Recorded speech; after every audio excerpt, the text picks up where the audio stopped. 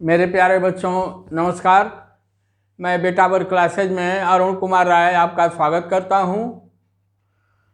इस क्लास में हम लोग आपकी पाठ्य पुस्तिका का चैप्टर 2 का एक्सरसाइज 2.2 का पहले सवाल का 6वां क्वेश्चन, वह है 3x² माइनस x माइनस 4।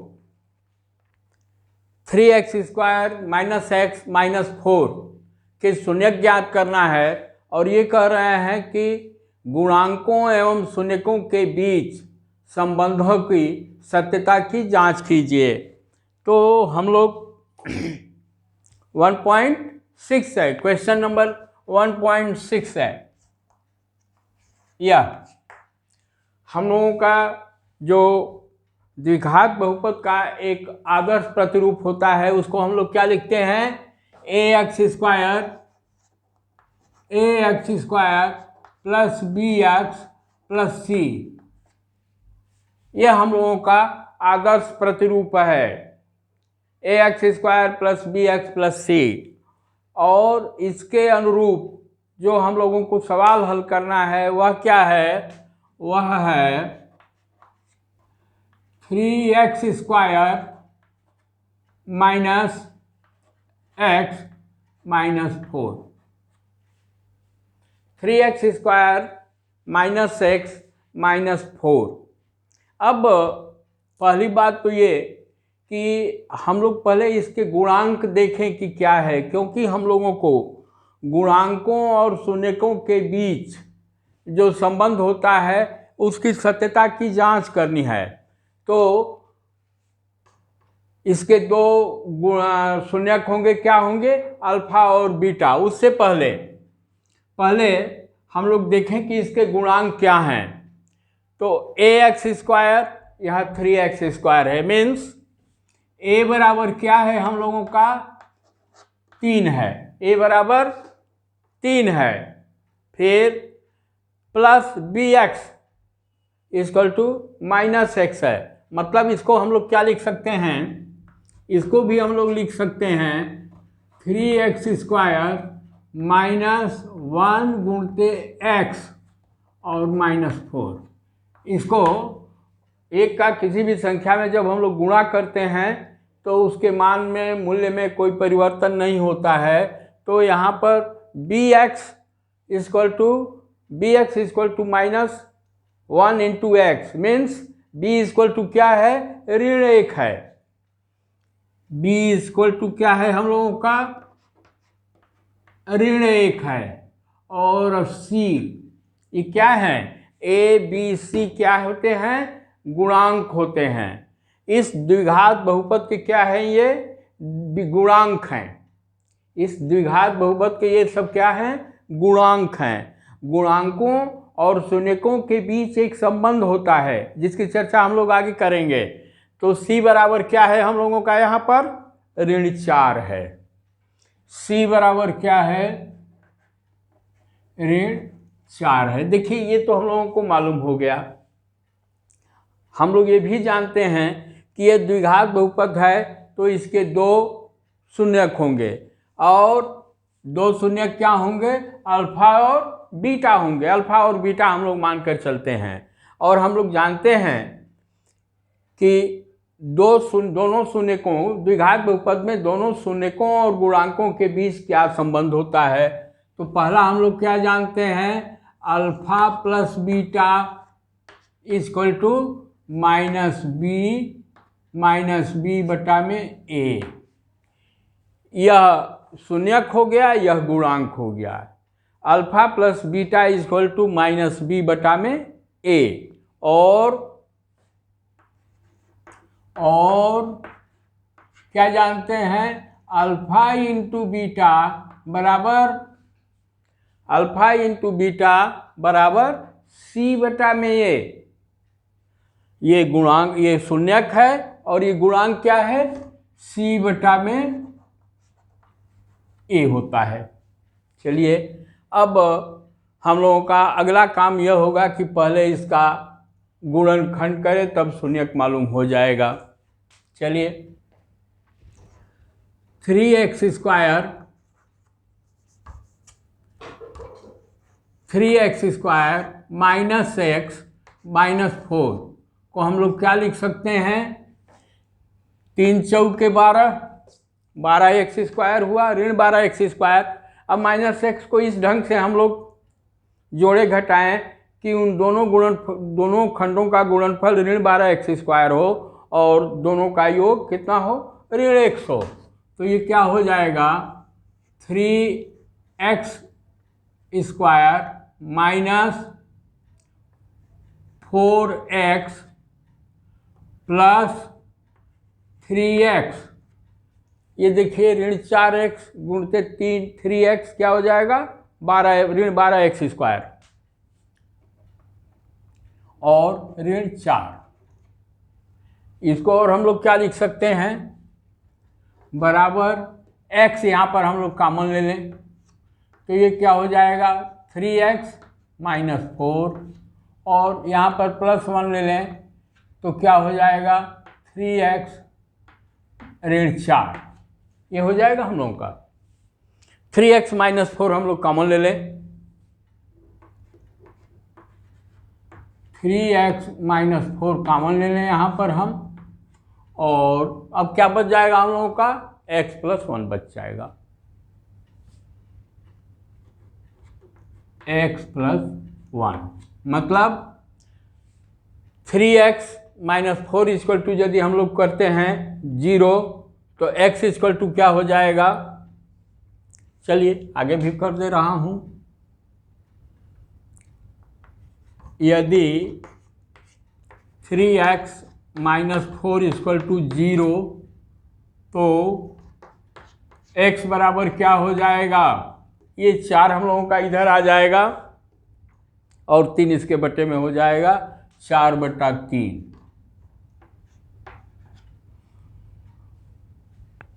और ये बराबर क्या हो गया, हम लोग इसको अल्फा मान लें, और x प्लस 1, यदि x प्लस 1 इक्वल टू 0 तो x इक्वल टू क्या हो जाएगा हम लोगों का, ऋण 1, और इसको हम लोग क्या मान लेंगे, बीटा, इसको हम लोग बीटा मान लेंगे। अब पहले तो इस समीकरण में दोनों अल्फा और बीटा का मान रख करके देखा जाए कि 0 आ रहा है कि नहीं। यदि 0 आएगा तो हमारा अल्फा और बीटा का वैल्यू मूल्य जो है सही होगा। तो x अल्फा का मान रखने पर, चलिए द्विघात बहुपद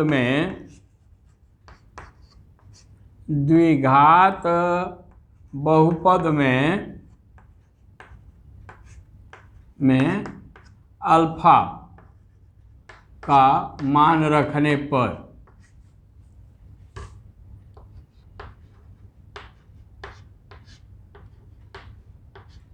पर अब देखिए ax² plus bx plus c है, x की जगह पर हम लोग क्या लिखेंगे, 4/3। समीकरण, अरे द्विघात बहुपद क्या है, 3x है, 3x², तो हम लोग लिखेंगे 3 गुणते x का मान क्या होगा, 4/3 का होल स्क्वायर। इसको हम लोग ऐसे कर दें,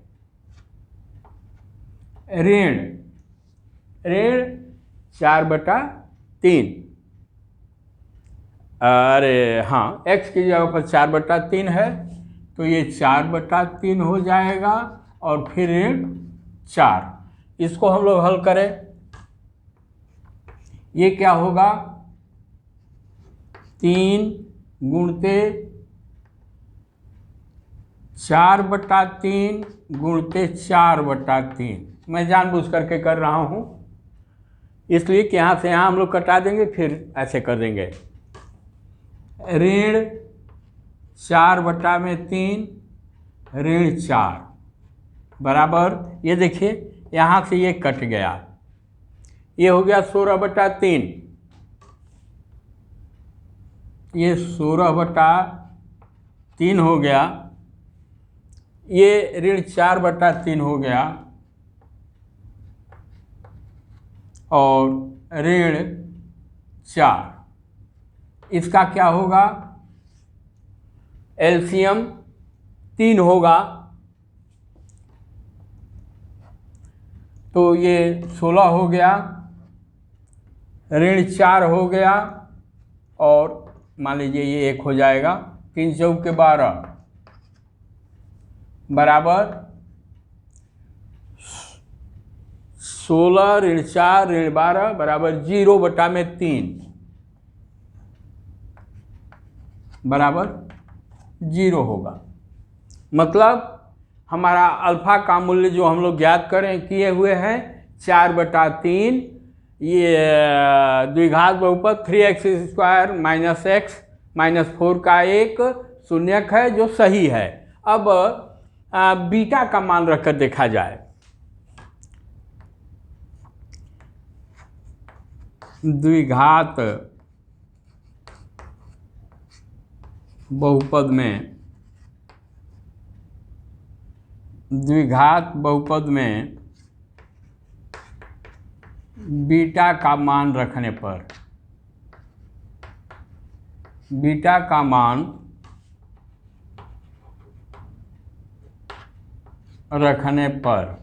ये क्या है?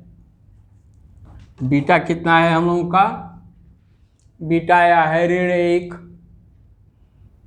4/3, ये बीटा बराबर ऋण 1 है ये। तो ये क्या है? 4 गुणते ऋण 1 का होल स्क्वायर ऋण 1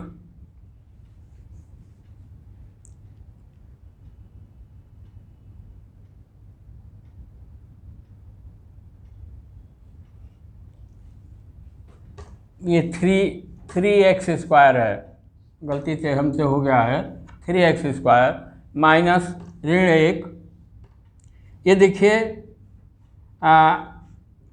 ऋण और कोष्टक में ऋण 1 होगा, क्योंकि हम लोगों का x का मूल्य कितना है? ऋण 1 है।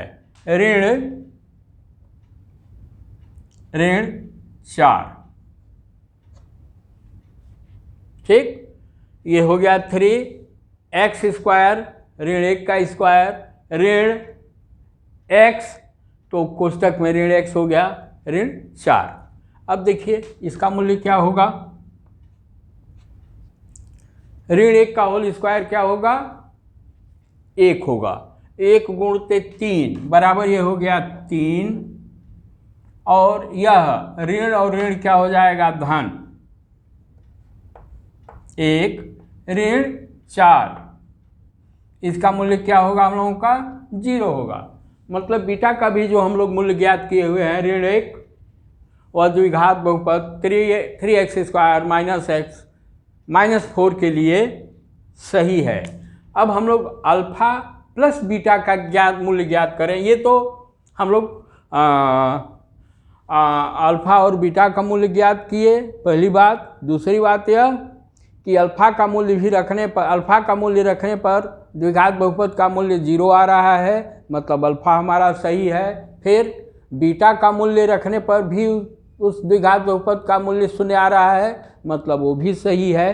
अब शून्यकों और गुणांकों के बीच जो संबंध है उसकी सत्यता की जांच करें हम लोग। तो पहले अल्फा प्लस बीटा हम लोग जोड़ लें। अल्फा प्लस बीटा बराबर अल्फा कितना है हम लोगों का?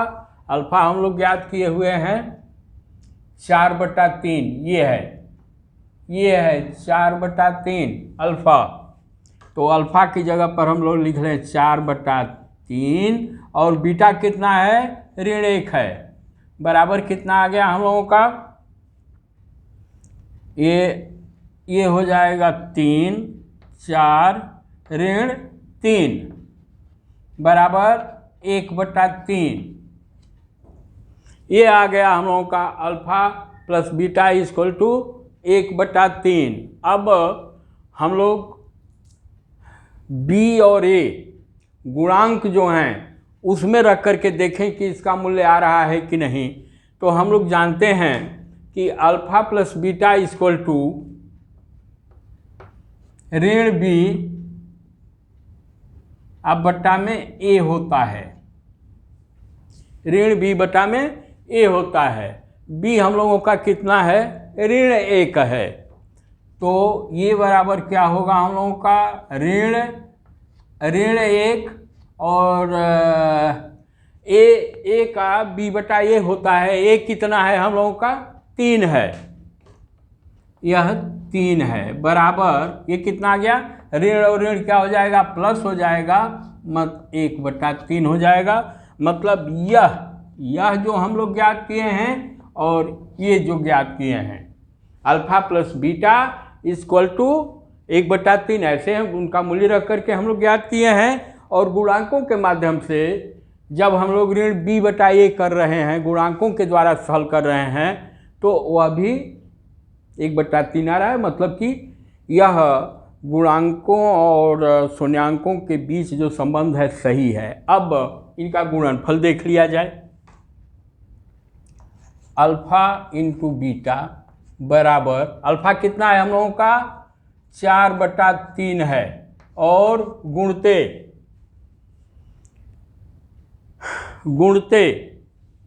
बीटा इक्वल टू ऋण 1 है, बीटा इक्वल टू ऋण 1 है, गुणते ऋण 1 बराबर क्या हो गया, ऋण 4/3 हो गया। ये अल्फा इंटू बीटा का मूल्य रख करके जब हम लोग देख रहे हैं तो ये आ रहा है ऋण 4/3। अब गुणांकों के माध्यम से जो शून्यांकों और गुणांकों का जो संबंध है उसको रख करके देखा जाए तो alpha into beta equal to क्या होता है, C/A। ये क्या होता है, C/A होता है। हम लोगों का C क्या है, ऋण 4 है, ऋण 4 है, और A कितना है हम लोगों का, 3 है। तो यह भी ऋण 4/3 आया, यह भी ऋण 4/3 आया, ये और ये। मतलब शून्यांकों और गुणांकों के बीच जो संबंध है वह सही है। जो इसके शून्यांक हम लोग ज्ञात किए हुए हैं वह भी सही है, क्योंकि उनका अलग अलग मूल्य रखने के बाद द्विघात बहुपद का मूल्य 0 हो जा रहा है। मतलब कि ये हमारा क्या है, सही है। इसको हम लोग क्या लिखते हैं, इसको हम लोग px लिखते हैं, यहाँ पर px। और यह जैसे मान लीजिए मैं द्विघात में अल्फा का मान रखने पर कर रहे हैं, यहाँ पर हम लोग लिखते p 4/3 करता, अल्फा का मान रखता, फिर p ऋण 1 लिखता, बीटा का मूल्य रखता है, सेम चीज़ है। तो फिर अगला सवाल जो है अगले क्लास में हम हल करेंगे। तब तक आप लोगों से अनुरोध है कि यदि आप लोगों को अच्छा लगा है तो इसे आप लोग लाइक करें, शेयर करें एवं सब्सक्राइब करें, ताकि हम लोगों का कारवां और आगे बढ़ता रहे। आप लोगों का बहुत बहुत धन्यवाद।